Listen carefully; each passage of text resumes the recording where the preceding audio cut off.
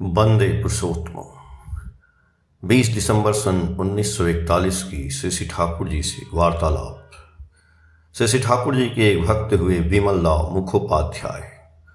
उन्होंने श्री ठाकुर जी से पूछा कि यदि कोई मुझसे यह कहे कि ठाकुर ने ऐसा कहा है, यदि आप उसे नहीं मानते हैं तो आप गुरुद्रोही हैं, किंतु मैं यदि यह समझूं कि वह बात आपके इंटरेस्ट स्वार्थ के विरुद्ध है तो वहाँ मुझे क्या करना चाहिए।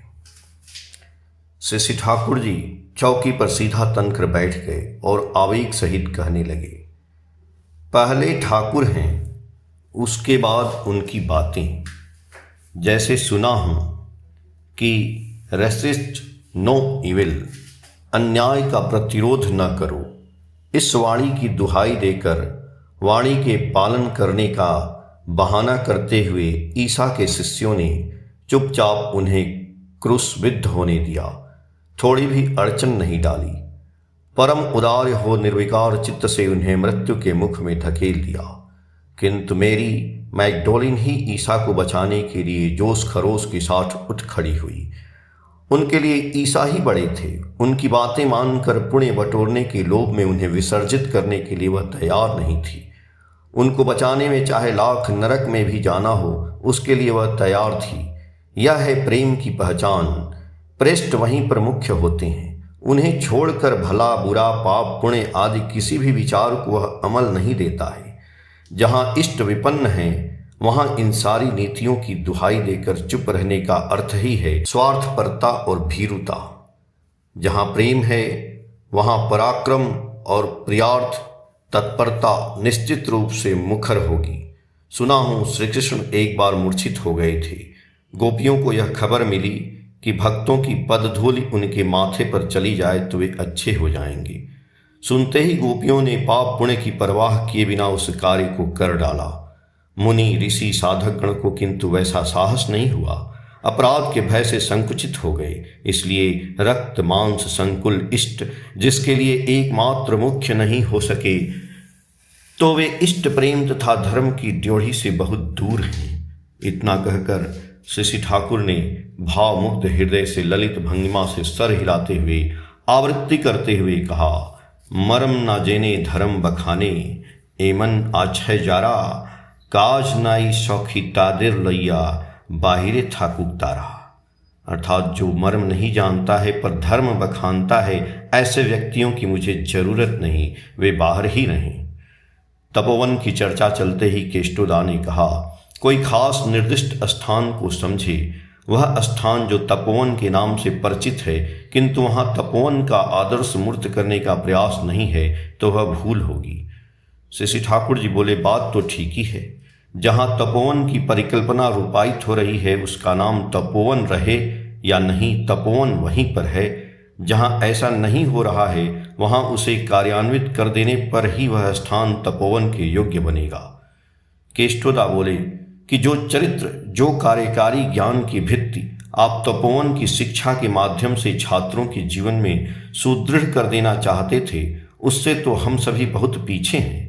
जिन्होंने 3 वर्षों में मैट्रिक पास किया है उनमें बहुत ऐसे हैं जो कच्चे रह गए हैं।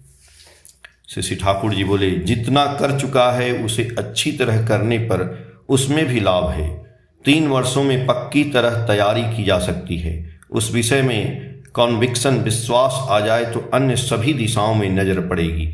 ऐसा होता है, वह मैंने दिखा दिया है। आप लोगों की भी वास्तविक अभिज्ञता है।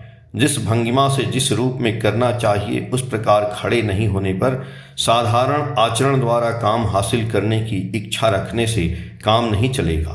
केमिकल वर्क्स के साथ भी वही बात लागू होती है। वैसी चेष्टा करके किसी ने देखा नहीं। विशेष कुछ किए बिना जो पाता है उसमें ही खुश है। बढ़ाने की बात कहते ही चट कह बैठता है, रुपए के बिना काम होने को नहीं है। यदि कोई बढ़ाना चाहे तो क्या रुपए के अभाव में काम रुका रहता है? आप लोगों को सुयोग पहले से कितना बढ़ा है। आप लोगों की संख्या क्रमागत बढ़ती ही जा रही है। रुपए के अभाव होने की तो बात ही नहीं है। आज तक जो इतना हुआ है वह रुपए के बल पर कुछ नहीं हुआ है, आग्रह के आवेग से प्रयोजन मुताबिक हुआ है। हर विभाग के कर्मियों का, खासकर परिचालकों का यदि आग्रह रहे कि किस प्रकार वे अगणित लोगों के अन्न संस्थान की व्यवस्था करेंगे, किस प्रकार काम के द्वारा सारे देश को सेवा से समृद्ध करेंगे, सर्वोपरि अपने अंदर की दुनिया और बाहर की दुनिया में सर्वत्र किस प्रकार इष्ट प्रतिष्ठा करेंगे, तभी उन लोगों का वही आग्रह संवेग सफलता को आसान बना देगा।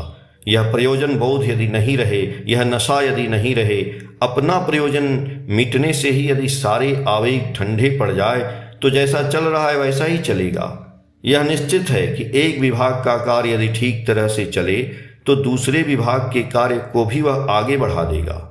एक की सफलता का दृष्टांत दूसरे को भी प्रबुद्ध कर देगा।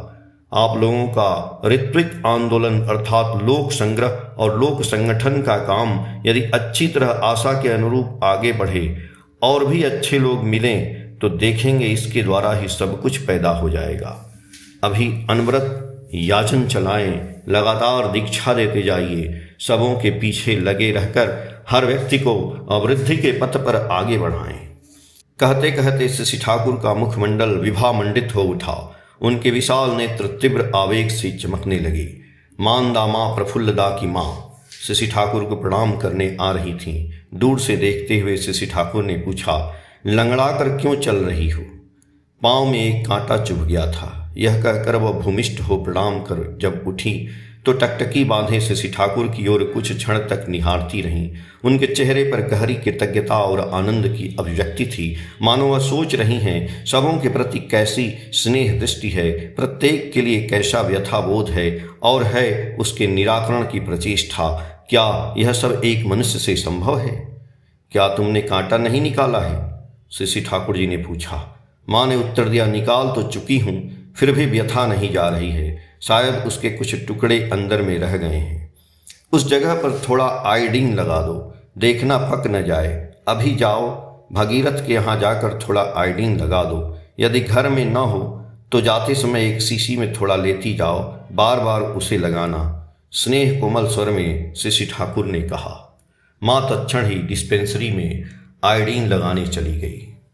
विमलदा ने पूछा कि महापुरुषों के नाम के पहले 2 श्री लिखने के विषय में अनेक लोग आपत्ति करते हैं।